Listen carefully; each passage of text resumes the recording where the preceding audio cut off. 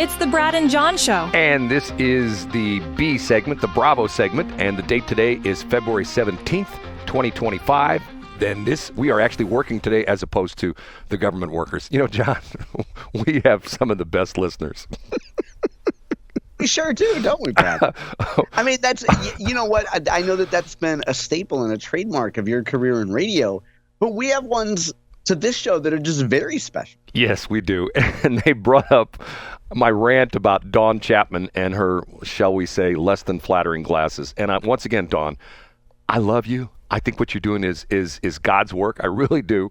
And I'm a North County boy. If you called me up and said, Brad, you can do X, Y, and Z for me with your radio stations, I would do it in a flash. Okay, but she's got these goofy glasses on. And one of our very special listeners reminded me that in the military, they used to be called, and I think they still are, they're called BCGs. You know, they sure are. BCGs. Okay, BCGs. Back in the day, it's not as much today as it was, but back in like the Vietnam era, if you were a guy, or a gal as well too, but it was worse with the women because they used the same glasses for men and women.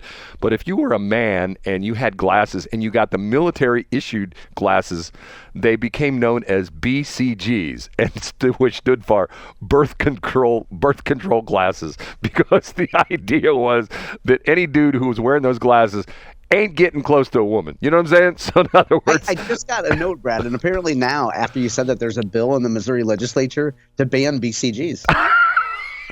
It's going to go into effect with a trigger law. See, now here we go again. If all the men in Missouri were forced to wear birth control glasses, we wouldn't have to worry about abortions anymore, because there would be no kids being born, right? The women go, oh my God, look at that guy. He's got BCGs on. I'm not touching him with a 20-foot pole. You know what I'm saying? Birth control. I don't know. I think some of them would probably go check his credit score and what his 401k was, and they'd find a way to slip and fall on top of his lap. You know what I'm saying? Well, if you think I'm making this up about the birth control, I believe it's a Wikipedia page, which someone's forwarded me before. Let me see. Birth control. I believe it's in here, which is pretty. Yeah, here we go. It goes to the page of GI glasses. Are eyeglasses issued by the American military to service members? Dysfeminisms? What? I've never seen this word before. DYSPHEMISMS. What is this? Dysfeminisms? I've never heard of that.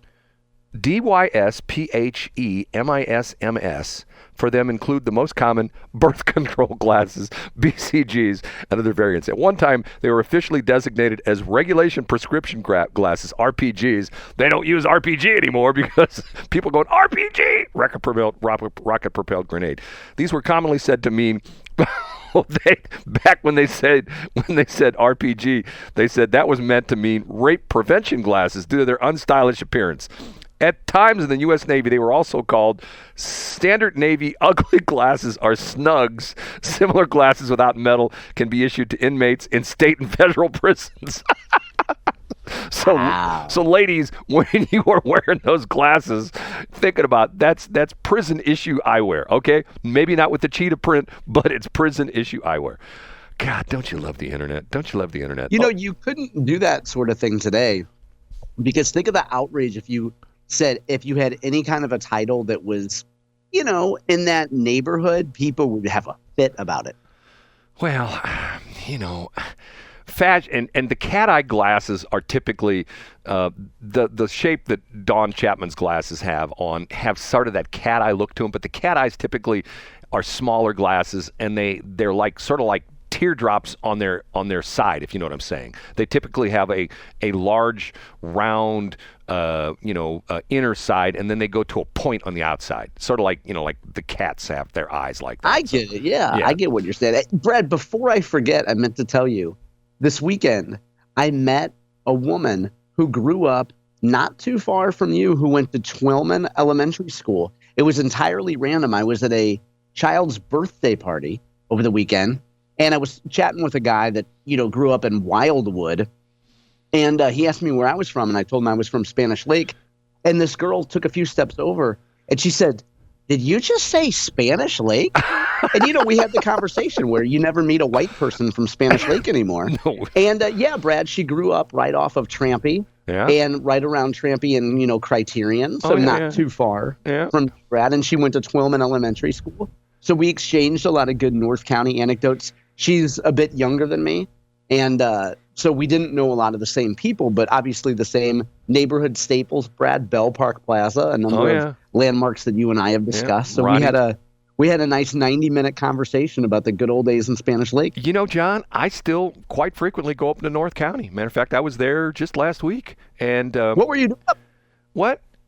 What were you doing up there? I had some business to take care of. There's some things that I still do in North County. And quite honestly, you were making some collections? A guy that, didn't pay you for your dime bag? You had to go up there and, tell him what's what? John, when's the last time you've been in North County? Okay? Seriously, when's the last time you've been in North County? The last time I've been in Spanish Lake has been, probably 3 years ago. John, I'll give you a little exercise, okay? Go 270 north, and I know you don't go inside the 270 loop. Just get on 270, so you're skating the edges of your perimeter there. Yeah. Get on 270 north. Get off at Lindbergh, okay? And just go north on Lindbergh. And go north on Lindbergh all the way to New Halls Ferry, okay?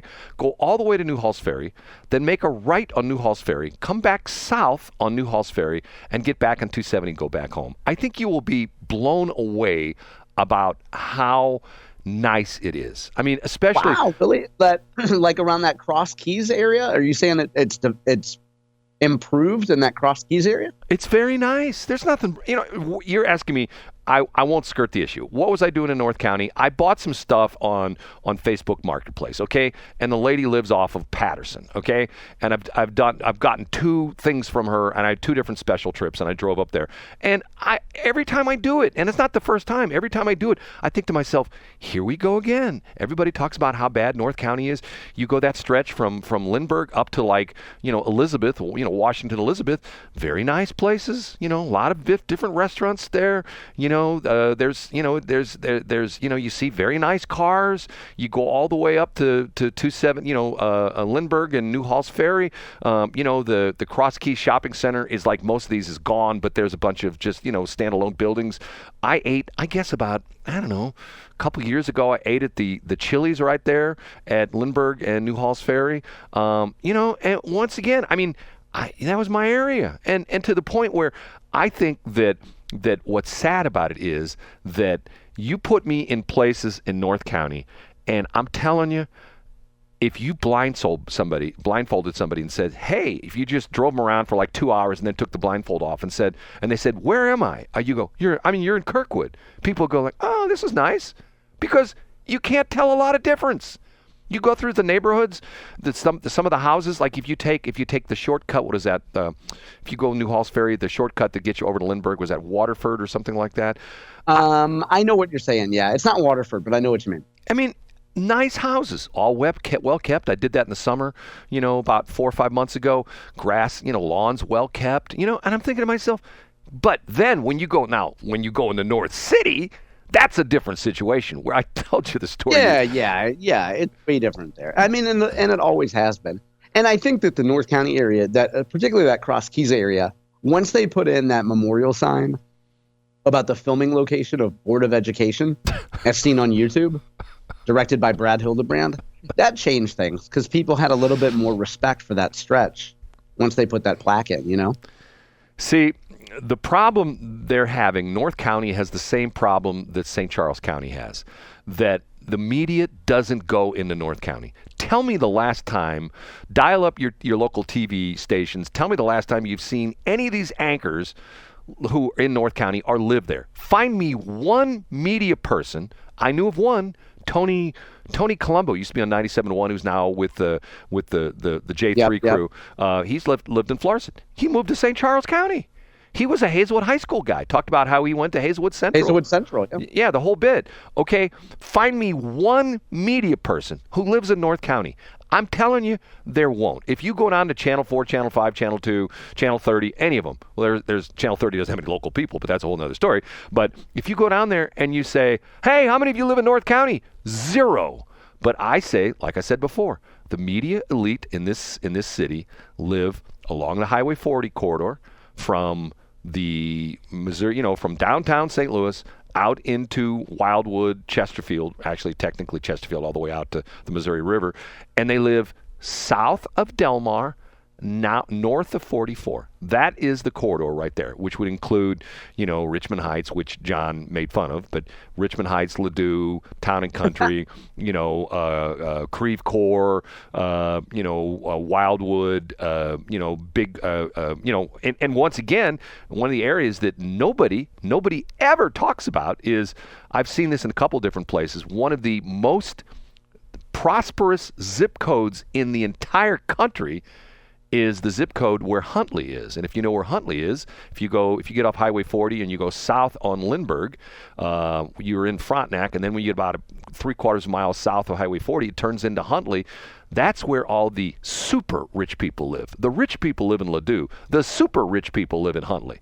And it's one of the most per capita, income in the country. I saw one thing that rated like number 7 in the country. And we're talking about areas like, that it compares to like Beverly Hills and things like that. Orange County. Yeah. Orange County or Glasgow Village. Glasgow Village. 63137. That's right up there too. Hey, was your zip code 63138? Were you a 63138? Heck yes, it was, Brad. Come on now. What do you think? I'm a 63033 guy? Get out of here. And you have a 7. Do I look like I could afford an above-ground swimming pool? Get out of here. And you had a 741 phone number. Was that your exchange? Heck yes, I did. Yeah. I remember the new kids in school got the new 355 exchange. I know. I think this chick that went to Twillman, I think she was probably a 355. But she followed the well-worn path, Brad, of moving from Spanish Lake to Florissant to St. Charles County out in O'Fallon, There are areas of North County, and I will consider anything if technically people say, once you get north of Delmar, that's North County, which I don't necessarily agree with, but I guess you say. There are areas of North County where I could take you, like I've told the story. If you go up on Natural Bridge, remember this is what was the name, her name, Rice, what was the Rice woman who was the better? Nancy Rice. Nancy Rice. When she goes to a St. Charles County meeting, St. Charles, O'Fallon Chamber of Commerce meeting, a special meeting where she's coming to talk to us about how great it would be for St. Louis City and St. Louis County to merge and then join in with St. Charles County as well. When that was a cold, cold, what do you call it? Cold reception. Cold water. Cold reception at that meeting. Yeah. It's just like what was the guy's name?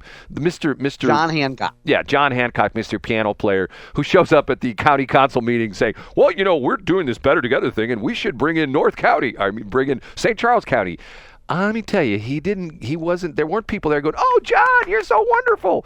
Okay, what was I going to say? Okay, Nancy. Well, I know what you were going to say, but Hancock saved himself because he brought in Al Stricker and Trevor Teachner and the St. Louis Ragtimers, and then he played a little Scott Joplin, and all was forgiven. Nancy Rice gets up on this podium at a O'Fallon Chamber of Commerce special meeting, had a special meeting for her, and she talks about, she came out to St. Charles County and she drove out on Natural Bridge, and that area that between out around UMSL, that just a terrible area, and that needs to be rejuvenated. Okay, John, once again, here's your assignment. Within the next week, I know you're going to have. I won't. Once again, I won't. Okay, go ahead. I'll pull the routine on you, John. Don't go up into North County. Don't go drive Natural Bridge. There are beautiful homes on Natural Bridge there in the UMSL area. I mean, beautiful homes that if you pick those homes up by the foundation with a big old monstrous helicopter, which doesn't exist, but you picked them up with a big old monstrous helicopter and dropped them someplace in Chesterfield or Wildwood, they would be $1 million homes. John, am I kidding or what? You're absolutely right. Now, you do know that thanks to some signs I've read lately, you can't disturb any soil in North St. Louis County, Brad. So I think it would be unwise to pick up the house by the foundation, or you might get a little bit of nuclear waste. I would also point out, too, to further your point, and I agree with you about the houses around Natural Bridge, but I think the property value will go up now that UMSL's not affiliated with St. Louis Public Radio. Well, that's not going to happen. And by the way, an update on that. I can't DM Jo Mannies, whatever her name is. Jo Mannies. I can't. Why am I a mental block with that? Her and Ricky Schroeder. It's Joanne Fabrics Mayonnaise. Okay. Her name, her and Ricky Schroeder. I have a problem with their name. Okay. I can't DM her. So on one of her posts, I don't know if you saw this or not, I said, I commented on her Twitter or X account. I said, "Can I ask you a question?" And she says, "Sure." And the question was, can I ask you a question about your KWMU story? And remember, John, she's so unbiased. When you go to her Twitter, her X account, on her profile, the URL that's listed on her profile is stlpr.org. So she's totally an impartial person that wrote this impartial article. I asked her, and she says, "Sure." So my question to her back was, how much money is the Friends of KWMU paying for the radio station licenses? And guess what, John? You didn't hear an answer from her. Radio silence. Radio silence. Is this, and even two friends of mine who work for the University of Missouri Service, University of Missouri in Columbia, who I asked the same question to, they didn't know about this. And when I asked them, guess what their response was? They didn't believe it. Though, first, they didn't know about it. And second off, after I posed the question to them, what do you know about this? And are they paying money? Are the university giving these radio stations to this local group? And guess what? No response. Now, I will go one step further, and maybe we'll pick this, let's pick this up in C Block. Because I will say this right now. This is a terrible decision by the University of Missouri, because if you see what's going on, and tomorrow's the big day, because there was a big court battle with KDNA, or not KDHX. I'm going the old call letters, which is the original station. KDHX. Do you know about the big court battle that decided on Friday? Jacob? I didn't know it was today, Brad. Well, no. Tomorrow they're having we'll talk about it in the C Block. But I'll end this segment by saying, if you are concerned about the tremendous malaise that has entered, I like that word, John? I haven't used that word in a long time. I love the word malaise, yeah. The tremendous malaise that has hovered over the KDHX situation, with everybody suing everybody because of the fact that the board is not doing. I say the same thing's going to happen if the University of Missouri loses or drops control of KWMU, because the crazy nuts are going to get in charge of that, and they're going to turn it into Wackoville. And the university right now is like the governing force, say, come on, we own the license, keep your act in line. But if they give it to the Friends of KWMU, it's Crazyville. Okay, that's my prediction. How about that, John? Well, you are just, once again, you consistently defending higher education, Brad. You're such a cheerleader for higher ed. I'm not defending it. I'm essentially saying that I know Patty Wente. I know her personally. I've known her for a long time. There's two things with KWMU. One, I had a deep discussion with her about, I told her it was a tremendous mistake for her to move KWMU to the Grand Central area, okay, whatever they call that area down there. She's the one that started that. I don't know if you know that or not. Matter of fact, she got fired. You did, yeah. You told me that the other day. She got fired before they actually moved. But she's the one, because they wanted to distance themselves from the university. Okay, guess what? That would be like John being married and him living in wherever, in Wildwood, and he says, "Well, I love my wife, but I want to distance from her, so I bought her a house in Kirkwood." It's like, okay, are you married or if what? If somebody was married to you, Brad, that would probably be a good strategy, right? Nobody would be married to me, because nobody would be stupid enough to do that. That is demonstrably false. Unless they had their BCGs on. Then okay.